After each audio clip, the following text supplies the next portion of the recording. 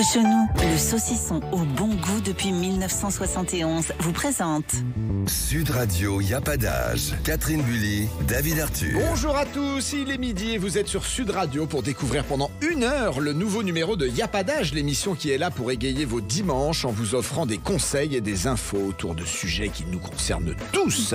Et alors aujourd'hui, Catherine, au sommaire. Eh bien, il n'y a pas d'âge pour être un senior actif. Figurez-vous qu'à 83 ans, André Berkoff s'exprime sur la place laissée aux seniors dans notre société. Il se livre sur tout ce qu'il ne peut pas dire au micro. Imaginez.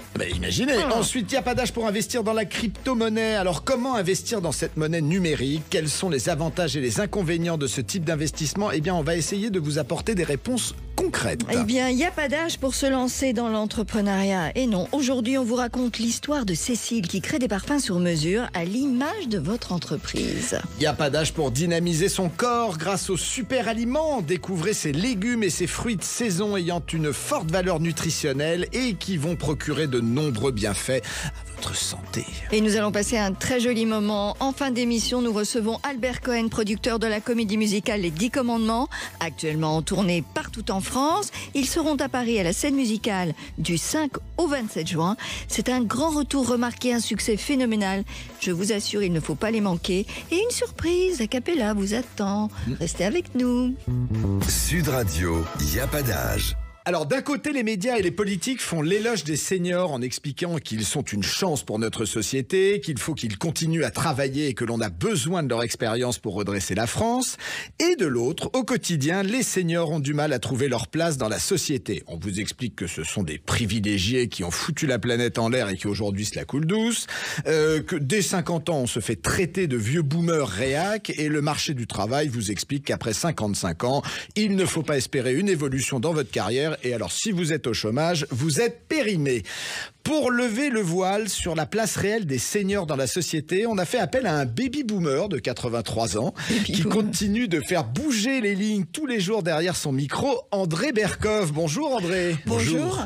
Alors André, c'est quoi être senior en France en 2024 ? Écoutez, je crois que la meilleure manière d'être senior, c'est d'oublier qu'on est senior. Et quand je dis oublier qu'on est senior, vous allez me dire, mais comment? Vous avez 23 ans, effectivement. Je rappellerai cette phrase d'Henri Janson, il n'y a que les imbéciles qui ont l'âge de leurs artères. Je crois que ce qui est le plus important, franchement pour chacun, quel que soit ce qu'il fait, quel que soit son état, son statut, il y a évidemment la santé, parce que si vous n'avez pas la santé, c'est un peu compliqué. Mais à partir du moment où vous avez la santé, il faut quoi? La curiosité, l'enthousiasme et l'envie et aimer ce qu'on fait. Quel que soit ce qu'on fait, il n'y a pas de métier privilégié, il n'y a pas de statut privilégié, il y a l'envie. Et l'envie d'avoir envie, comme disait l'autre, oui. Mais c'est extrêmement important. Et je crois que la place des seniors, c'est celle qu'ils peuvent, alors c'est pas facile, alors on fait des lois, etc., etc., on dit les boomers, c'est formidable, effectivement, oui, enfin, je sais pas si les boomers de 40-44 étaient tellement privilégiés, donc l'histoire, c'est les montagnes russes, vous savez, il y a des moments formidables et des moments de dépression. Mais le plus important, c'est ce qui se passe dans votre cœur et dans votre tête. Vous avez envie, vous avez question à tout, vous êtes curieux de tout, vous avez sur la vie un point de vue, comment je dirais, la vie est pour moi indissociable d'étoiles et de merde. Le problème, c'est qu'il vaut mieux avoir la tête vers les étoiles, mais être vigilant sur la merde. Senior ou pas, c'est ça l'important. Alors, vous êtes d'accord pour dire que les baby-boomers et même leurs aînés sont quand même, ne serait-ce que sur un plan économique, une chance pour ce pays ? C'est-à-dire qu'ils payent quand même leurs impôts que tout le monde, ils payent leur TVA comme tout le monde, et donc je ne vois pas pourquoi, encore une fois, on ferait des catégories productifs et improductifs. Parce qu'il faut jamais oublier quand même que s'ils sont aujourd'hui à la retraite pendant 40 ans, ils ont payé pour leur retraite. Enfin, je prends des choses de base, mais enfin, faudrait quand même pas oublier. Ou alors on décide que effectivement, il y a 20% de la population qui est productive et les 80% doivent disparaître. Alors ça, c'est autre chose. On a connu ça, dans des moments de l'histoire. Voilà. Soyons nous-mêmes à n'importe quel moment et ne soyons pas des ânes à œillères, mais des diamants à facettes. Oh, c'est joli ça. Très beau. Alors André, vous avez toujours prôné la liberté d'expression, mais est-ce qu'il y a des choses que vous vous permettez de faire ou de dire aujourd'hui que vous ne vous seriez pas permis plus jeune ? Alors je vais vous dire, je me sens beaucoup plus radical aujourd'hui, à l'âge que j'ai, que quand j'étais jeune. Vous savez, quand on est jeune, alors on dit, mais comment, c'est paradoxal? Pas du tout. Pour moi, la vieillesse, enfin en tout cas la vieillesse, j'aime pas ce mot, mais l'avancée en âge. Voilà, mais apporte la liberté. Pourquoi? Parce que quand vous êtes jeune, vous dites oui, écoutez, il faut faire votre chemin, etc. Mais si je dis ça, je vais devoir être mal vu. Vous savez, c'est toujours ça. Et beaucoup de gens ont ça d'ailleurs jusqu'à un âge avancé. Mais ce qui est extrêmement important, c'est que moi aujourd'hui, très sincèrement, si vous me demandez, moi je me sens beaucoup plus libre aujourd'hui que je l'étais il y a 40-50 ans. J'ai toujours eu le goût de la liberté. Mais à des moments, vous êtes dans des institutions, vous dites oui, mais attention, je commence ma carrière sans même être opportuniste, mais vous dites je vais pas aller trop loin parce que, etc. Et je trouve que c'est extrêmement important d'aller loin, d'essayer d'aller loin et de sortir des passages cloutés, des sentiers battus. Et je peux vous dire de ce point de vue-là, vive l'âge. Parce que l'âge vous permet d'être beaucoup plus libre. Quels sont les principaux freins pour vous aujourd'hui d'être seigneur dans notre société? De ce point de vue-là ou en général? En général. Les principes ou freins? Écoutez, pour moi, le frein, c'est la bêtise. C'est pas possible. C'est-à-dire que je ne suis absolument pas passé dans cette cage aux phobes dont parlait Philippe Muret. Je suis uniquement conophobe. Je n'ai rien contre les autres institutions ou religions ou communautés ou ethnies. Conophobe, oui, parce que ça fait perdre beaucoup de temps et d'énergie. Et deuxièmement, les principes, c'est 3 choses. Je ne supporte pas l'hypocrisie. Je ne supporte pas les 2 poids et 2 mesures, et je ne supporte pas les gens qui donnent des leçons en faisant totalement le contraire de ce qu'ils disent. Ceux qui salivent d'un côté et qui actent totalement de l'autre. Ça, c'est pour mes trois rejets, je dirais. Alors justement, on vous taxe d'être sans filtre par moment. Est-ce qu'il y a des idées ou des points de vue que vous gardez d'exprimer ? Écoutez, j'espère que pas, je ne crois pas, non, parce que vous savez, moi la phrase la plus importante pour moi, c'est je ne suis pas que, vous savez, les gens, soit ils vous assignent à résidence, alors vous êtes de droite, vous êtes de gauche, vous êtes complot, vous êtes ceci, vous êtes cela, et en général ce sont des béquilles pour des gens qui n'ont aucune idée et aucun talent de discuter, et comme j'ai pas envie de discuter avec vous, je vais vous mettre une étiquette, et comme ça, on est tranquille. Je trouve ça, c'est la paresse intellectuelle la plus crasse qui de faire ça. Moi, je crois qu'il faut être ouvert à tout. Encore une fois, on peut discuter. Maintenant, si vous n'avez plus envie de discuter, vous n'avez plus envie de discuter. Mais je crois que, donc, je n'ai pas de frein. La seule chose que je ne supporte pas, pour terminer, je ne ferai jamais, évidemment, d'appel à la haine ou d'appel, si vous voulez, de la discrimination. Je déteste les généralisations. Voilà. Oui. On a à la tête de notre pays un président qui est jeune. Oui. Est-ce que vous pensez qu'aujourd'hui, si on avait un président un peu plus senior, ce pays irait mieux? Alors je vous répondais que l'incompétence n'a pas d'âge. C'est pas une question de jeune ou pas jeune. Napoléon, vous savez l'âge qu'il a et quand il a fait ce qu'il a fait. Oui. Ça n'a rien à voir. L'incompétent, on peut être jeune con et vieux con. Et on peut être jeune incompétent et vieil incompétent. Ça n'a rien à voir avec l'âge. Mais alors justement, est-ce que vous pensez aujourd'hui, avec votre expérience, vous qui avez beaucoup voyagé, qui êtes né au Liban, qui avez eu des parents russes et espagnols, est-ce que vous pensez que la France aujourd'hui peut se redresser? Et qui vous voyez aujourd'hui pour redresser cette France? Est-ce que vous voyez quelqu'un? Comme ça, si vous me demandez un nom, aujourd'hui, je ne dis pas qu'il n'existe pas, ou qu'elle n'existe pas. Hein. Ça peut être un homme, ça peut être une femme, il n'y a pas de problème. J'ai pas de nom. Honnêtement, si vous me dites comme ça, est-ce qu'il y a quelqu'un que quoi? Non. Je ne dis pas que ceux qui sont en lice sont des incapables, mais vous savez, on juge le bûcheron à l'arbre. On juge après la foire à ses bouses et on juge les gens à ce qu'ils font. Moi, je veux dire, les notes d'intention, vous savez très bien, c'était pas quoi. Les promesses n'engagent que ceux qui les écoutent. Donc, voilà. Maintenant, je crois que c'est extrêmement important. Je crois que la France, vraiment, doit se redresser, mais il est minuit moins 5, quoi.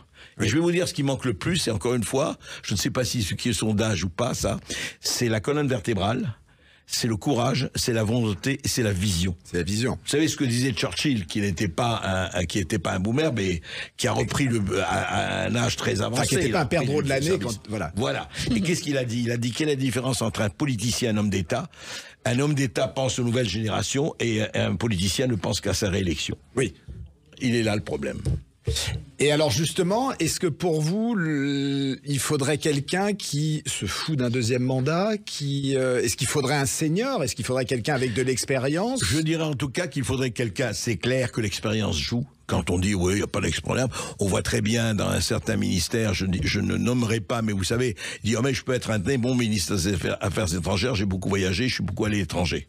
Ce qui est effectivement d'une logique absolument inattaquable. Hein. Voilà, j'étais à l'étranger, donc je suis un bon ministre des Affaires étrangères. Enfin bon, on va pas citer que lui, mais enfin, c'est vrai quand même qu'il faut une certaine expérience. Quand je dis ça, ce n'est pas par hasard qu'un De Gaulle a été De Gaulle et un Churchill. Derrière eux, ils avaient déjà des années et des années de combat et de lutte. Donc, effectivement, quelqu'un qui arrive comme ça, qui dit... Alors, il y a quelques exceptions, mais elles sont exceptionnelles. Il faut être un génie pour ça. Alors, il y a ça, mais ce qui ne veut pas dire que parce qu'on va mettre un senior, il sera excellent. Ça n'a rien à voir. Mais simplement, c'est vrai que l'expérience n'est pas quelque chose à négliger. Loin de là. Moi, je vous regarde depuis tout à l'heure, vous avez l'œil vif, enfin, senior, pas senior, on s'en fout, comme vous dites. C'est quoi votre motivation? Qu'est-ce qui fait que vous avez cette niaque encore aujourd'hui? Le goût de la vie. J'adore la vie. J'adore les plaisirs de la vie. Tant que je peux les pratiquer et tant que, vous voyez, que ce soit ici sur Sud Radio ou ailleurs, dans l'écriture et dans les bouquins, ça me passionne. Vraiment, c'est pas, je fais pas ça pour faire un métier, etc. Bon, ça me passionne et j'ai choisi ce métier. D'ailleurs, j'ai commencé à 20 ans parce que il y avait 3 choses que j'aimais dans la vie, mais à 14-15 ans, c'était voyager, c'était l'écriture et de rencontrer des gens. J'adore les gens, c'est-à-dire j'adore rencontrer, j'adore échanger, la relation. Voilà, la relation et la relation quand il y a un bon verre de vin et un bon plat. Ça n'enlève rien. Ça n'enlève rien. Et un piano. Et un piano. Et un absolument. piano pour chanter.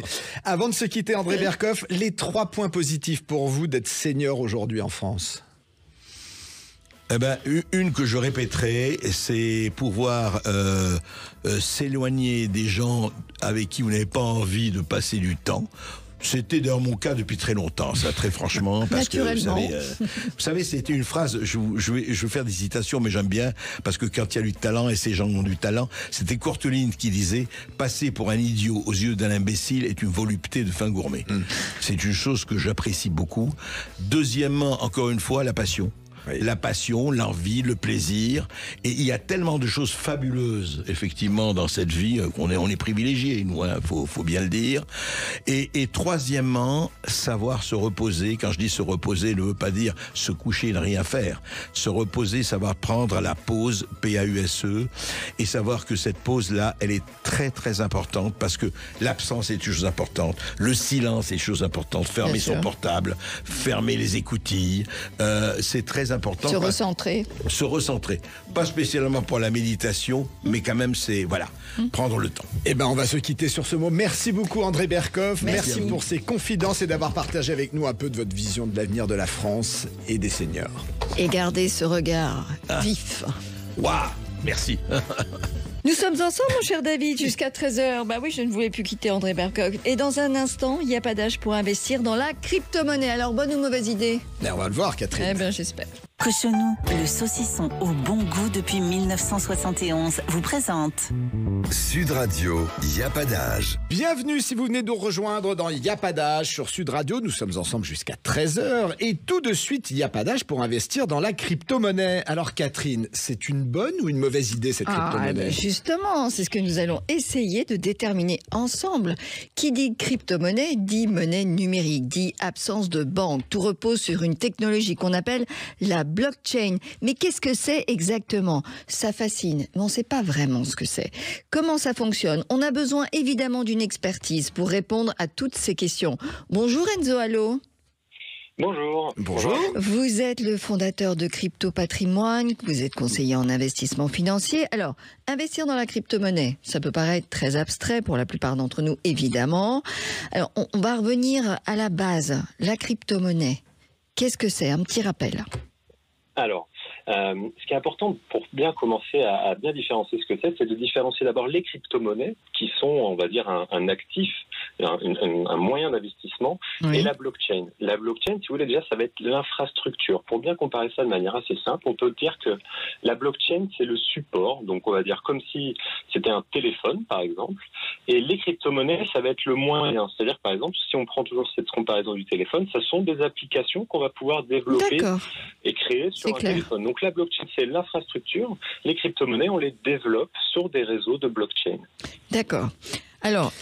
alors, moi, ce que j'aimerais savoir, est-ce que la crypto-monnaie est surtout utilisée aujourd'hui comme un moyen d'investissement ou est-ce que c'est aussi un moyen de paiement ?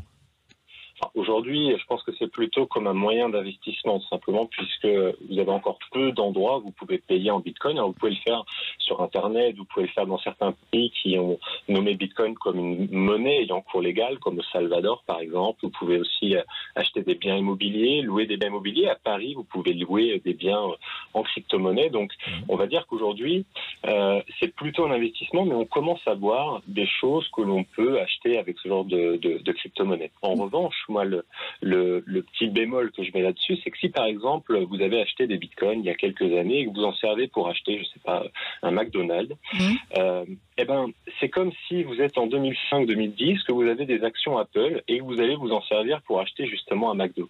C'est-à-dire que ça a peu d'intérêt aujourd'hui pour moi de dépenser, alors tout dépend de quelle crypto-monnaie, mais Bitcoin, typiquement, aujourd'hui, la dépenser pour acheter des biens, je pense que c'est un coup d'opportunité par rapport au prix que ça pourrait valoir, bien entendu. Donc voilà. Mais c'est une monnaie qui n'a pas de matérialité. Donc, concrètement, on l'utilise comment ? Non, simplement, la matérialité, si vous voulez, c'est pas la révolution, c'est pas l'innovation de la blockchain, puisque les cartes bancaires, l'écriture scripturale, ça existe déjà depuis des années. Donc la révolution, c'est pas le fait d'avoir de la monnaie digitale. La révolution, elle est plutôt derrière cette technologie qu'est la blockchain, justement, qu'on peut comparer, si vous voulez, à un livre de registre. Alors pour faire un petit saut dans le passé, pour bien comprendre, pour voir l'invention de ces livres de registre. Alors c'est avec l'extension de la marine marchande, si vous voulez, dans les années 1850, en Italie, vous avez plutôt que faire toutes les transactions à chaque fois qu'elles doivent être réalisées entre un acteur A et un acteur B, il y a un intermédiaire qui va se positionner, qui va tenir un grand livre et qui va noter toutes les transactions de tous les participants aux différents échanges. Et à la fin d'année, on va faire un bilan comptable et on va dire, toi, tu dois tant à lui, etc. Donc on va faire qu'une seule grande, on va dire, transaction plutôt que plein de petites. Eh bien, ce livre de registre-là, il a été digitalisé. Et donc la blockchain, c'est comme ça. C'est un livre de registre dans lequel on va pouvoir noter plein d'informations, plein de transactions. Toutes ces transactions sont immuables, elles sont auditables en temps réel, c'est-à-dire qu'on peut vraiment voir toutes les transactions qui sont faites dessus. C'est juste que les personnes qui opèrent sur ces réseaux-là sont pseudonymisées, c'est-à-dire qu'on n'a pas leur nom et leur prénom. On va savoir ce qui se passe, mais on ne va pas savoir exactement qui fait quoi. D'accord. Alors, quelle est la crypto-monnaie la plus connue ou quelles sont les plus connues et surtout, est-ce que la plus connue est la plus fiable ? Alors, fiable, on est encore sur une technologie qui, pour le coup, est en construction. Donc, dire si Bitcoin sera là dans 20 ans, voilà, on est encore aujourd'hui sur un petit peu en attente, en expectative. Bitcoin, c'est clairement la crypto-monnaie qui est en haut du classement depuis le début. Si vous prenez par exemple le top 20 des cryptos de 2013 et quelqu'un vous dit j'ai investi en 2013, vous allez vous dire waouh, incroyable, probablement il est très riche aujourd'hui. Peut-être s'il a investi dans Bitcoin, s'il a investi dans toutes les autres crypto-monnaies qui existaient en 2013, aujourd'hui elles n'existent plus et s'il n'a pas vendu, il a perdu son argent. Donc il y a quand même. Pour moi, bien sûr, parce qu'une innovation en chasse une autre. Il y a des innovations technologiques très fortes sur ce secteur qui font que, en fait, c'est comme si vous disiez, je vois si on fait une petite comparaison avec la bulle de 2000, les .com, les crises Internet. Si vous avez investi très tôt, vous avez peut-être investi dans Alta Vista, Lycos, Wanadu, ce genre de choses, mais vous avez aussi peut-être investi dans Google. En fait, aujourd'hui, on voit que Google est encore là aujourd'hui et toutes les autres sociétés n'existent plus vraiment. Donc aujourd'hui, si on se base bien sûr juste sur les performances passées, c'est Bitcoin qui reste, on va dire, le poumon et la reine des crypto-monnaies et qui bat un petit peu le rythme sur les évolutions de la valorisation, etc. D'accord. Alors, donc fiable, c'est un grand mot pour le coup aujourd'hui, mais ça reste la plus connue et celle qui, je pense, reste la plus fiable. D'accord. Alors, si on décide d'investir dans la crypto-monnaie, qui dit investissement dit fiscalité. Quelle est la fiscalité appliquée? Est-ce que c'est intéressant? Alors, c'est intéressant. Bon, on est en France, donc on a des notions sur la fiscalité qui sont assez particulières, mais c'est assez simple, on va dire, sur la crypto-monnaie. On peut comparer le mode de taxation de la plus-value sur les gains en crypto-monnaie à celui du PEA, dans lequel vous pouvez acheter des actions européennes. Tout simplement, c'est la flat tax, 30%. Si vous avez des revenus qui sont un petit peu moindres que cette tranche d'imposition à 30%, vous pouvez toujours opter sur le barème progressif à l'impôt sur le revenu. Il faut aussi savoir qu'il y a un abattement de 305 € annuel, donc ça c'est un petit cadeau de l'État pour tous ceux qui n'auraient pas plus de 305 € de plus-value annuelle. Donc là, vous n'avez pas d'imposition là-dessus. Et ensuite, ce qui est important de regarder, c'est le fait générateur de l'impôt. Le fait générateur de l'impôt, c'est la vente d'une crypto-monnaie vers une monnaie ayant cours légal. Donc une crypto-monnaie qui peut être donc Bitcoin, Ethereum, etc. Il y en a plein. Et une monnaie ayant cours légal, c'est l'euro, le dollar, la livre, le yen, etc. Et donc, par exemple, j'ai des euros, j'achète des Bitcoins. C'est pas une opération à déclarer. Je fais de la plus-value, j'achète de l'Ether, c'est une crypto-monnaie, je n'ai pas de plus-value à déclarer. Par contre, je vends mes Ethers, je rachète des euros, j'ai une plus-value, là c'est une ligne que je vais devoir déclarer au fisc. Il y a aussi une dernière chose par contre qu'il faut prendre en compte, c'est que aujourd'hui la plupart des plateformes, beaucoup des plus grandes plateformes au monde sont à l'étranger. Et que donc, il faut faire une déclaration de compte à l'étranger lors de votre déclaration d'impôt. En plus, on est en plein dedans en ce moment, afin de stipuler à l'État que vous avez des comptes à l'étranger. Donc là, c'est le formulaire 3916 bis.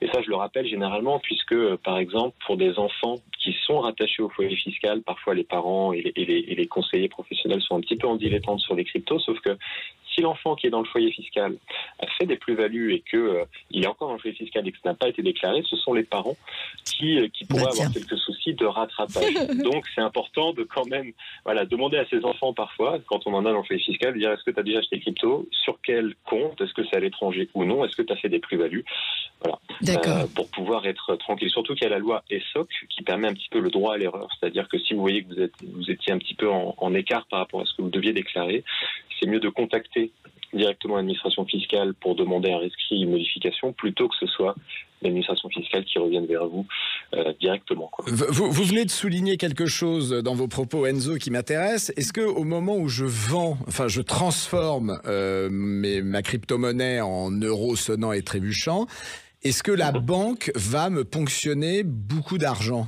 pour ce transfert? Aucun. Aujourd'hui, il faut bien voir que la banque est très loin. Alors, toutes les grandes banques françaises, Société Générale, BNP, Crédit Agricole, etc., ont des directives très claires qui fait que les conseillers ne peuvent pas proposer de crypto-monnaies et ils ne peuvent pas en détenir dans leur book, dans leur trésorerie. Donc, pour acheter des crypto-monnaies, vous pouvez passer en France par des sociétés on appelle le statut de PSAN, prestataire de services sur actifs numériques, sont comme la vôtre enregistrés. Alors nous, on est en train de le passer pour certaines activités. Moi, je suis conseiller en investissement, donc on dépend d'une autre réglementation. Alors c'est la folie de la réglementation aujourd'hui sur les cryptos. Mais alors, pour être concret, l'organisme dont vous me parlez, au moment où il fait le transfert, il prend combien pour cette transaction? Là, tout va dépendre du prestataire que vous allez choisir. Normalement, si vous êtes sur une plateforme d'échange, il y en a plusieurs, des très connus, Binance, Kraken, Coinbase, etc. Vous allez avoir probablement peut-être un petit frais de dépôt d'euros quand vous allez créer votre compte. Je ne sais pas si vous avez peut-être 1 euro de frais de dépôt. Ensuite, vous allez avoir les frais qui vont être liés à la transaction en elle-même. Donc, j'ai des euros, je les vends pour acheter des bitcoins, je vais avoir des frais de transaction qui sont normalement pas très chers.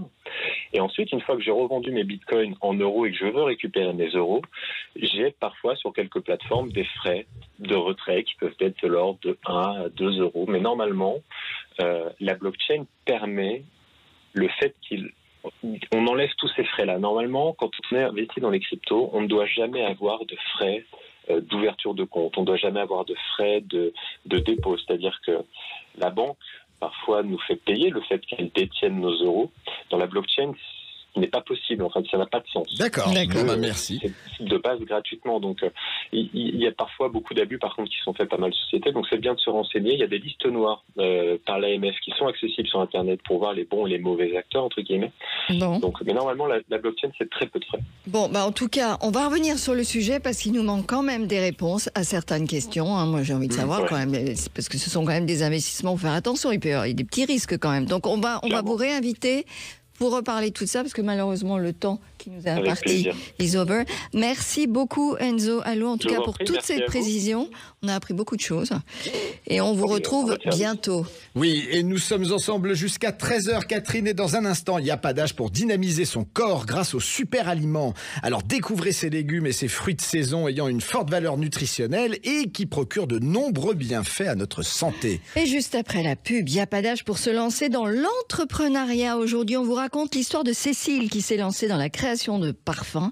Imaginez, pas un parfum pour vous ou pour moi, non. Imaginez un parfum à l'image de votre entreprise. Restez avec nous. Cochonou, le saucisson au bon goût depuis 1971, vous présente Sud Radio, y a pas d'âge. Bienvenue dans Y a pas d'âge sur Sud Radio. Nous sommes ensemble jusqu'à 13h. Alors avant de découvrir les super aliments, ces légumes et ces fruits de saison ayant une forte valeur nutritionnelle et qui procurent de nombreux bienfaits pour notre santé, eh bien Catherine, vous allez nous parler d'une très belle création d'entreprise dans le domaine du parfum. Absolument, David. Et pas n'importe quel parfum. Pas un parfum pour vous. D'abord, vous n'avez pas été assez sage. Pas pour moi non plus. Des parfums à l'image de votre entreprise. Et c'est très intéressant car nous connaissons tous le pouvoir olfactif sur notre système émotionnel, le plaisir qu'il procure, le souvenir qu'il crée. On a tous vécu cette expérience.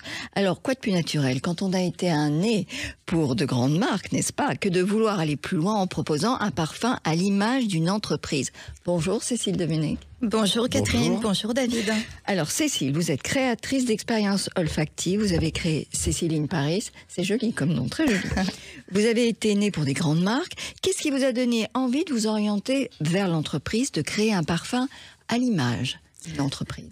Merci pour cette question parce qu'elle est en effet l'origine et le point d'entrée de ma société. Enfant, je voulais être fleuriste. Donc je suis arrivée parfumeur. Je suis pas tombée très loin. Je suis née aussi à l'île de la Réunion, l'île aux fleurs. Donc on disait de moi que je savais sentir avant d'écrire. Donc j'avais toute cette compétences olfactives autour de moi. J'ai fait les études en conséquence et j'ai travaillé pendant 27 ans dans le milieu des créations de parfums pour des grands groupes. Et j'ai observé un constat assez intéressant, c'est que quand on parfume un espace, 3 personnes qui rentrent dans cet espace, il n'y en a qu'une seule qui arrive à mettre des mots sur ces odeurs. Tout simplement parce qu'on a oublié d'utiliser notre odorat et on l'utilise moins, on ne sait plus l'utiliser du tout. Avant, on était des chasseurs, on savait bien repérer l'animal à des kilomètres. C'est vrai. Donc aujourd'hui, cette lacune, ce vide, je me suis dit, il y a quelque chose à faire. Et j'ai décidé de résoudre cette lacune de communication olfactive en utilisant la symbolique des fleurs. Voilà, mon petit côté fleuriste qui ressort 50 ans après. Et j'ai associé la symbolique des fleurs avec les parfums maîtrisés pour communiquer sur les marques et les entreprises. Alors justement, sur quel élément vous allez vous appuyer pour créer le parfum qui va symboliser une entreprise ? Alors, le process s'effectue en 3 temps. Le premier, je me retrouve in situ, je prends des repères, un diagnostic un peu technique, les courants d'air, les fenêtres, le parcours client, je regarde tout ça. Et surtout, la clé d'entrée, c'est une rencontre avec les propriétaires. Propriétaires, ils ont toujours une vision, une histoire à raconter et vers où veulent-ils emmener leur marque. Donc je les écoute attentivement et à ce moment-là se crée une alchimie. Je repère des mots d'entrée, des valeurs que j'associe à une fleur qui correspond selon la symbolique des fleurs et la création du parfum peut naître et elle va commencer à ce moment-là et on travaille en collaboration avec la marque. Et en fait, c'est l'ADN de l'entreprise qui est le reflet de... Exactement, ça peut être l'ADN de l'entreprise, une histoire qu'on veut remettre au goût du jour. Ça peut être aussi parfois des petits cailloux dans la chaussure, comme on dit, où il faut rectifier une communication de marque. D'accord. Voilà, il y a un moment, j'ai travaillé par exemple pour un cabaret où il était un peu compliqué de mettre en avant des femmes qui dansent nues. Oui. Aujourd'hui, à notre époque, c'est pas très bien vu. Et en les rencontrant, je me suis aperçue que tout le management était des femmes. Et je leur ai dit, on va changer la donne. On va dire que c'est l'empowerment de la femme qui va être mis en lumière. Et du coup, en travaillant sur la fleur de tubéreuse, qui est la fleur féminine, audacieuse, etc., on a pu communiquer sur un point un peu fragile au niveau de ce cabaret. Alors, si Sud Radio vous demande de créer un parfum, on est quand même dans un environnement assez masculin. Donc, qu'est-ce que vous allez... Justement, alors moi, je voudrais justement, un point important, c'est que je voudrais qu'on retire ces fleurs et ce parfum des hommes. À l'origine, les hommes se portaient des fleurs en boutonnière, etc. Oui. Donc, je voudrais revenir sur cette mixité. On peut rejouer sur cet aspect sensoriel homme ou femme, sans faire la différence. Et Radio Sud, ici, en vous rencontrant, j'ai votre voix, bien évidemment, qui repart. Elle est sensuelle, chaude, très rythmée. Ça va vite. Sensuelle. Oui, c'est ce qu'on entend de vous. Et je reste aussi sur ce mur rouge qui dégage beaucoup de passion. Et j'imaginerais 2 fleurs. La première, ce serait la pivoine, parce qu'il y a une grande bienveillance. Il y a votre sourire qui arrive quand on... Voilà, c'est notre première rencontre, ce joli sourire de bienveillance. Ensuite, j'aimerais bien, du coup, vous attribuer le tournesol. Le tournesol, son lien avec le soleil. Le sud, c'est le soleil. Et le tournesol, c'est aussi symbole d'authentisme. Et on sent cette vérité que vous avez. Eh bien, merci beaucoup, Cécile Domenech, de nous avoir éclairés. Alors, si vous voulez créer un parfum à l'image de votre entreprise, je vous invite à aller sur le www.cecilinparis.fr, www.cecilinparis.fr. Merci. Je vous remercie. Et maintenant, David, il est temps de retrouver notre spécialiste santé beauté, l'étincelante dynamique Ariane Goldet, qui aujourd'hui a décidé de vous vanter tous les bienfaits des super aliments. Mais oui, Catherine, le printemps est là et avec lui, les légumes et les fruits de saison bourrés de bienfaits pour notre organisme sont de retour sur les étals de nos maraîchers. C'est pourquoi, Ariane, aujourd'hui, vous avez décidé de lever le voile sur les super aliments, ces aliments 100% naturels, ayant une forte valeur nutritionnelle et procurant de nombreux bienfaits pour la santé. Alors, qu'est-ce qui se cache, Ariane, derrière cette dénomination des super aliments ? Écoutez, on les surnomme super aliments parce qu'ils apportent une quantité importante de minéraux, de vitamines, d'acides aminés, d'enzymes et d'antioxydants qui sont essentiels pour assurer dans notre organisme les réactions enzymatiques et la cohésion cellulaire. Alors, vous n'avez aucune excuse pour ne pas les consommer car ils sont délicieux, faciles à trouver et surtout à placer dans votre assiette ou dans vos menus. D'accord. Ce sont des aliments naturels et bruts comme les baies, les graines, les algues, les fruits et les légumes. Ils sont très concentrés en bons nutriments. Ça va souvent jusqu'à 12, alors qu'on dit qu'un bon aliment en renferme 2 à 3. Donc c'est là toute la différence. Mais est-ce qu'il y a un lien ou il y a une ressemblance entre super aliments et superfood qu'on retrouve aux États-Unis ? Alors, les superfoods aux États-Unis et les super aliments, c'est la même chose, mais la liste est différente en France par rapport à celle des États-Unis, parce qu'au niveau de l'Union européenne, seuls les aliments dont les allégations santé ont été reconnues ont le droit de revendiquer le nom de super aliments. Donc ça veut dire que l'Europe est beaucoup plus exigeante. Bon alors Ariane, concrètement, faites-nous une petite liste pour notre prochain ravitaillement. Voilà. Alors il y en a, prenez papier et crayon. On y va. Alors, je commence pour le plus facile, les légumes et les fruits, les herbes et les algues. Et dans les fruits de la passion, les myrtilles, la spiruline, la chlorelle, la salade, les épinards, les poireaux, les brocolis. En fait, on appelle ça les superfoods verts parce qu'ils sont surtout verts sur les étalages, riches en vitamines, minéraux et souvent probiotiques. Vous avez les légumineuses qui sont les lentilles et les pois chiches, et puis les noix, les graines, et ce qu'on appelle les super fruits. Alors vous avez les belgoji, la caille, la cérola, le cranberry, la grenade, les mûres, le maca, puis les noix de cajou, de pécan, de macadamia, de pignon de pin, les pistaches, puis les graines, poudre et épices de chanvre, de chia, de courge. Et là, il y en a plein de ginkgo biloba, gingembre, anis et basilic, noix de coco. Alors, Ariane, sans oublier, ma chère Catherine, les produits de la ruche, miel, le pollen et la gelée royale, et surtout les graines germées qui sont excellentes pour la santé et qu'on oublie souvent. Ah oui. Ça, c'est vrai. Mais alors, moi, je voudrais savoir pour la consommation. Parce que qu'est-ce qu'on fait ? En fait, le matin, on met tout dans un shaker et puis... Non, vous les consommez tous les jours, vous les faites varier dans votre assiette, dans vos menus. Tout ça pour booster votre système immunitaire, l'énergie, la bonne humeur et la santé. Alors, il ne faut pas oublier qu'ils facilitent la digestion et la bonne assimilation des autres aliments. Ils sont indispensables pour prévenir les maladies. Alors, le mieux, pratiquement, c'est de manger ces super aliments le plus brut possible, plutôt cru, sous la forme d'origine, pour être le plus proche possible de leur état naturel et ainsi conserver tout leur pouvoir au maximum. En smoothie, moi génial. Écoutez Ariane, on se voit la semaine prochaine. Je m'y mets dès aujourd'hui et vous verrez le résultat. Merci beaucoup Ariane. Transformé. Merci. Bonne journée Ariane. Les jours roses. Et dans quelques minutes, David, Albert Cohen, producteur de la comédie musicale Les 10 Commandements. Absolument. Ils sont en tournée, vous savez, en ce moment. Ils sont là. Ils seront avec nous, avec 2 des membres de la troupe, Tony Bradley et Awassi, qui interprètent respectivement Josué et Bithia. Vous restez avec nous, hein, on vous le demande, parce que vous allez voir, ça fait du bien. Puis ils vont chanter. Cochonou, le saucisson au bon goût depuis 1971, vous présente Sud Radio, y a pas d'âge. Bonjour à tous et merci d'être avec nous jusqu'à 13h sur Sud Radio. Alors aujourd'hui, pour conclure l'émission, nous avons l'immense plaisir de recevoir Albert Cohen, producteur de la comédie musicale Les 10 Commandements, ainsi que Awassi, une chanteuse d'exception qui est à sa côté et que vous allez entendre dans quelques instants. Mais on écoute un extrait. Les 10 Commandements, l'envie d'aimer, en tournée depuis un peu plus d'un mois. C'est un spectacle qui nous revient après 24 ans, qui avait été créé par Elie Chouraki, Pascal Obispo, Lionel Florence dans une version aujourd'hui plus moderne. Grâce notamment à la mise en scène de Giuliano Pepalini, qui a su garder toute la magie, le pouvoir émotionnel de la version précédente. Les 10 Commandements réunissent 28 danseurs, 9 chanteurs, des projections en 3D qui vous donnent l'impression d'être dans le spectacle. Bonjour Albert Cohen. Bonjour. Alors vous êtes à nouveau l'heureux producteur des 10 Commandements, mais vous avez aussi produit plein de choses.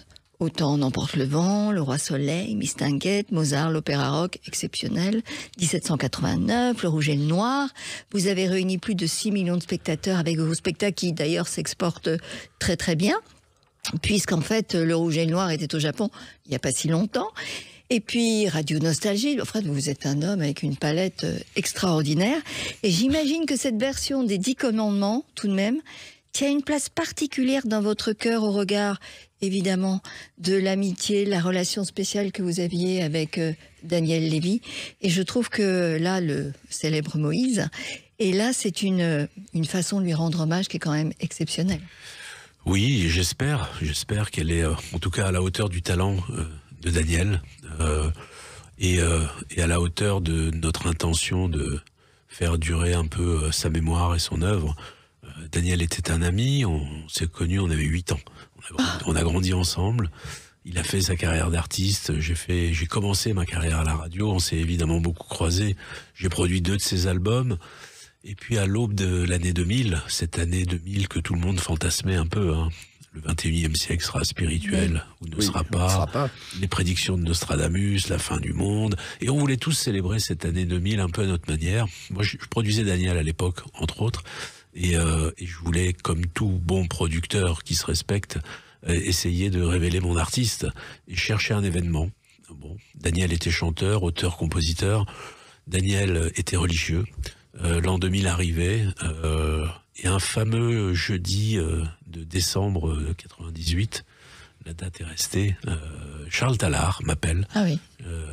Charles Tallard qui produisait de nombreux artistes, dont Francis Cabrel, dont Didier Barbelivien, avec son label Pomme Musique, m'appelle en me disant « Albert, viens, je t'invite à la générale de mon spectacle Notre-Dame de Paris ». Et je dis « Mais c'est quoi Notre-Dame de Paris ?» On produit des spectacles musicaux en France. Et il me dit « Bah oui, viens voir ». Et j'y suis allé. Effectivement, avec mon ami Dove Atia, et en sortant du Palais des Congrès, j'ai fait une crise de jalousie en disant mais c'est ça que je veux faire. Et le lendemain, je mélange Daniel Lévy, l'an 2000, je mélange Notre-Dame de Paris, et ça donne Daniel Lévy qui brandit l'étape de la loi sur une scène avec des milliers de personnes en face. Exceptionnel. Et les 10 Commandements sont nés 1 an après.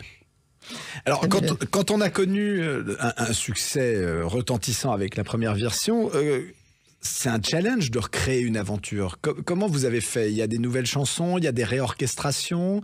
Vous avez pris quoi comme décision pour cette nouvelle mouture? On n'a pas fait. On s'est laissé faire par le destin. Daniel, vous l'avez dit, nous a hélas quittés il y a 2 ans. On lui a rendu un très bel hommage au Théâtre Mogador. Beaucoup d'artistes sont venus chanter ses chansons. Et parmi eux, Pascal Obispo, qui a vécu évidemment l'aventure des 10 commandements avec nous il y a 24 ans. Et puis on s'était pas revus depuis plusieurs années et on n'a pas eu besoin de se parler. L'évidence était là, il fallait le refaire. Daniel ne voulait pas refaire les 10 commandements. Il a porté le costume de Moïse pendant 3 ans, avec près de 2 millions de spectateurs. Et au bout de ces 3 années fantastiques, il a eu raison de me convaincre qu'il fallait arrêter là, tout en haut.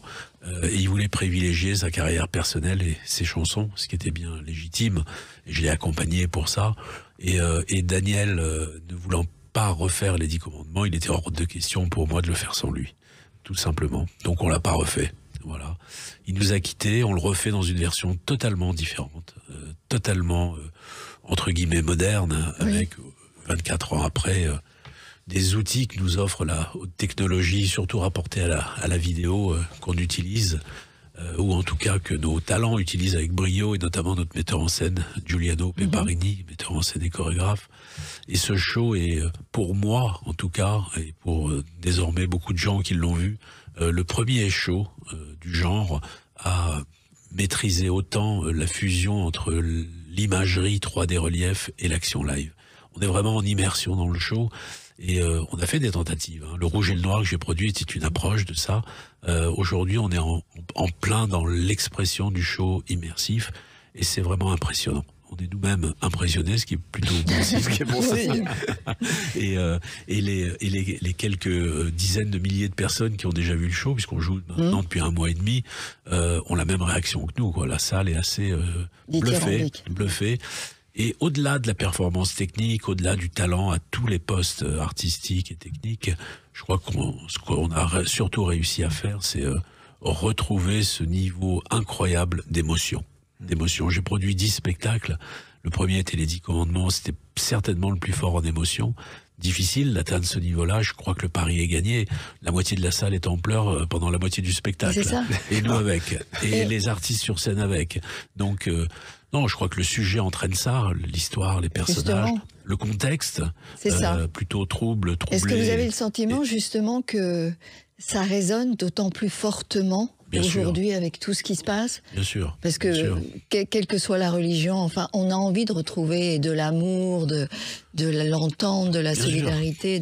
Donc là, c'est un spectacle qui est très très fort par rapport à l'actualité. Quelles que soient les religions, les 10 commandements, c'est le fondement de notre civilisation moderne. C'est les 3 religions monothéistes confondues. Ça concerne absolument tout le monde. C'est donc un très joli message de paix et d'amour qu'on envoie avec ce spectacle. Et on est des privilégiés de pouvoir le faire. Et très heureux de pouvoir le faire. Et tous nos artistes sur scène, évidemment, aussi privilégiés et heureux de pouvoir transmettre ça. Alors nous, on est privilégiés aujourd'hui parce qu'à vos côtés, il y a Awassi qui est là. Bonjour Awa. Bonjour Awa. Alors Awa, vous jouez quel rôle dans ce spectacle et comment vous avez été choisie? Alors, j'incarne le rôle de Bithia. Je suis la maman adoptive de Moïse. Je suis la dame qui va récupérer le bébé dans le Nil et décider de l'élever comme son propre fils. Je suis la fille du pharaon, Séti. Alors, on a tous passé des castings. On a été appelés il y a plusieurs mois par Bruno Berberès, qui nous connaît ou qui nous a rencontrés sur notre parcours artistique. Et voilà, bon, on a des chansons à interpréter. On a on n'a pas forcément été appelés pour un rôle en particulier. On a peut-être une idée du rôle qu'on souhaitait incarner. Et voilà, moi, j'ai été appelée pour plusieurs rôles et j'ai été choisie pour Bithia au bout de quelques jours de casting. C'est incroyable, c'est un honneur. J'arrivais pas à y croire au début, clairement.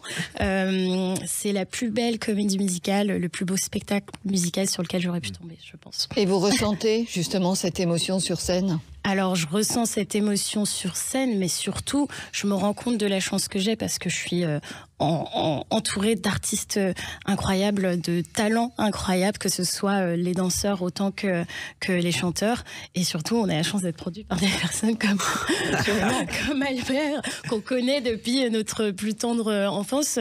On a été voir les spectacles que ces producteurs ont produits. Donc, un jour, on souhaitait être sur scène et aujourd'hui, ça arrive. Avec eux. Avec eux et surtout on a la chance de chanter ces chansons-là composées et produites par Pascal Obispo. Est-ce que vous nous feriez un cadeau? Est-ce que vous nous chanteriez a cappella un tout petit quelque chose? Ah, je n'étais pas prête. Allez, un tout petit quelque chose. Oui, bien sûr. Tu peux chanter aussi? Bah oui. Non. Allez, ensemble. Ce sera nous dès demain. Ce sera nous le chemin pour que l'amour qu'on saura se donner nous donne l'envie d'aimer. Ben, merci beaucoup, Awa. Merci. Magnifique, Awa. Bon, alors, et nous, on va y aller, Catherine? Nous, on y va, je vous préviens, avec ou sans vous. Moi, j'y vais du 5 au 27 juin à la scène musicale, n'est-ce pas? Il faut courir, allez-y, vraiment, vous allez passer un moment merveilleux. L'émotion qu'il y a dans ce spectacle est magnifique, on en a tous besoin aujourd'hui. Et vraiment, merci à tous les deux d'être venus parce que c'est fabuleux. Merci, à bientôt, merci. Et merci à vous tous de nous avoir suivis aujourd'hui. Avec Catherine, nous vous souhaitons un joyeux dimanche et une bonne semaine à l'écoute de Sud Radio. Et on se retrouve dimanche prochain à 7h49 dans la matinale de Jean-Marie Bordry. Ah bon? Oui. Et ensuite, entre 12h et 13h, comme d'habitude. Eh bien, très bien, à dimanche prochain. Je serai là. Au revoir, Catherine. Au revoir à tous. Sud Radio, y a pas d'âge. Avec Cochonou, le saucisson au bon goût depuis 1971. Cochonou, un petit bout de chez nous.